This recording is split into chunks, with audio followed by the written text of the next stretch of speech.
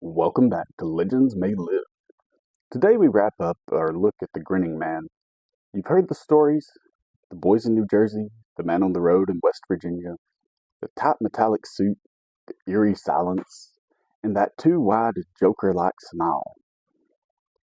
There's something uniquely terrifying about a face that looks human but isn't quite right. A smile that's too symmetrical, eyes that don't blink, skin that's just too smooth, a body that just stands too still. That fear isn't new. Psychologists call it the uncanny valley. It's a drop in the comfort when we see something that's almost human, but not quite.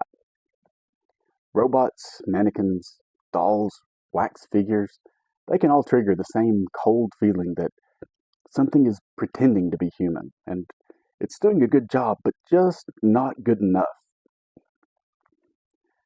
And when we see that smile, the one that never fades, our instincts don't scream alien, they whisper predator.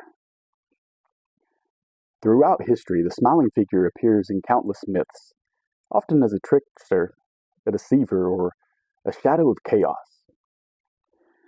In Norse mythology, Loki was said to smile as the world burned. In Japanese folklore, the Kuchisaken, or slit-mouthed woman, appears with a smile that stretches ear to ear. In Aztec culture, Tezcatlipoca, the god of illusions, wore a perpetual grin. Even in our media, figures like the Joker or Pennywise are agents of chaos with a smile that makes the terror so much more real. The Grinning Man isn't just one entity.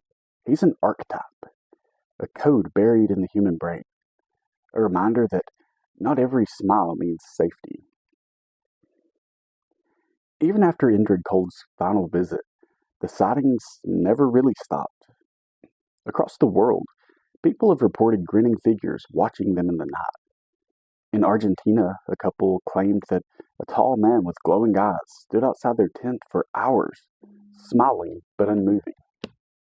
In rural Idaho, a hunter found footprints circling his truck, and he saw a man with a glassy face standing in the tree line, staring. On Reddit, dozens of threads speak of smiling men, often encountered during sleep paralysis or late-night walks. They never speak, they don't blink or run, they just watch and smile. And when they do move, it's always too smooth, just this unnatural glide. So what is he? Some believe that Indrid Cold was exactly what he claimed, a traveler. They say that he really was a diplomat from another planet, a part of a peaceful race just observing humanity. And the smile was just what they understood to be a show of peace or kindness, but they didn't fully understand.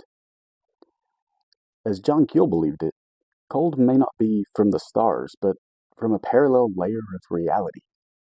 He thought that Cold was likely a being that shifts forms, that uses thoughts to enter our world when the veil is thin. Another idea is that the Grinning Man is created by us, a manifestation of our collective fear, trauma, or paranoia. Perhaps even a demonic entity. Still others say that he's just a trickster wearing a mask, feeding on attention and emotion. That his smile is a performance and his silence just to captivate. Every report, every encounter, has one thing in common though. The moment you see him, you feel like he sees you first. Like he's been watching and waiting. And worse, like he's enjoying the moment. Some say that they hear faint laughter, and others feel disoriented, like they stepped out of time. One man claimed, "He didn't smile at me. He smiled like he was showing someone else that I had arrived." And what if the smile isn't for you? What if it's just that you're part of the audience? The Grinning Man may never speak or act, really, but he doesn't have to, because fear doesn't come from what he does. It comes from what he doesn't. He doesn't show anger or joy or really any emotion, just stands there with that smile, too wide, too still, looking like it's carved into a face that knows too much. Indrid Cold's story never reached national fame. There were no blockbuster films, no government investigations, no major bookshelves devoted to him, but among those who study the strange, he's everywhere. From Mothman to obscure Reddit threads, he's become a constant ripple in the pool of high strangeness. He's not as loud as Roswell or as commercial as Bigfoot, but he stays just behind the curtain, like he's always there, just smiling. In the 2000s, Colt made his way into digital folklore. Paranormal message boards, lost media threads, even in creepypasta culture, his smile began to stretch again. A post from 2011 reads, "Saw him last night, no joke. Tall guy, blue jacket, slicked hair, just standing across the street from my apartment. I waved, he just smiled."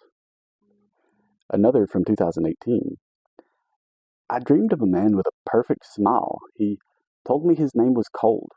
I had never heard that name before until I looked it up in the morning, and now I wish I hadn't." So is Indrid Cold real?